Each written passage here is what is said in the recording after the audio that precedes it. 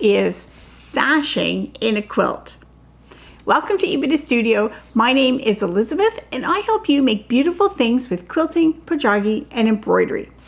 So traditional quilts are made by making blocks, which are squares with fabric pieced together, and then the blocks are put together into rows and columns.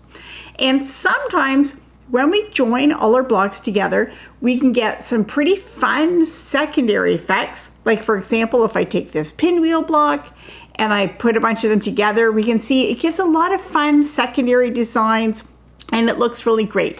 But with other blocks, if we just join the blocks together, there is so much going on that it's kind of a bit chaotic and it's so busy. And it's really hard to even see what the blocks look like, and there's no place for your eyes to rest. And so sometimes with your blocks, it's nice to put a bit of space between your blocks to give your eyes a place to rest and to help define the blocks so you can actually see the designs that you have. And so that little fabric that you put in between the blocks, that is called sashing. Now, for sashing, there's a lot of options that you can use for choosing fabric. And in fact, I have a couple of videos about how to choose your fabric for sashing, so you can check those out for more information. But in general, you can choose a fabric that matches the background of your blocks. So here is an example that I have. And so you can see on this piece, this is the block, and the sashing in between is the same color as the background. And so in this situation, the blocks or the feature fabric, it kind of floats on the background. So you can clearly see where they're separated, but the feature fabric just kind of floats on the background by itself. Now, another thing you can do, you don't have to match your background fabric. You can use a totally different fabric. So in this piece, I've used actually a pattern fabric.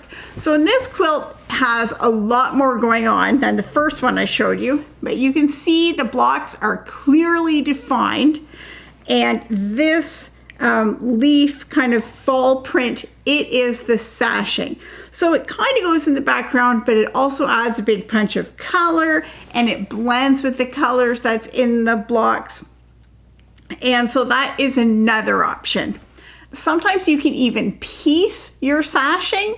So sometimes it's multiple strips or triangles. There's lots of fun things that you can do in piecing sashing. It can be very simple or it can be very complex. So sometimes in quilting, we also use cornerstones, which are little squares that go in the sashing that help to define and separate the blocks even further. And so if you're interested in putting sashing in your next quilt, I do have a couple of videos that show detailed tutorials for how to add sashing to your quilt and how to assemble that. So not every quilt has sashing, but sashing can be a great addition to your traditional quilt blocks and help your quilt look even better.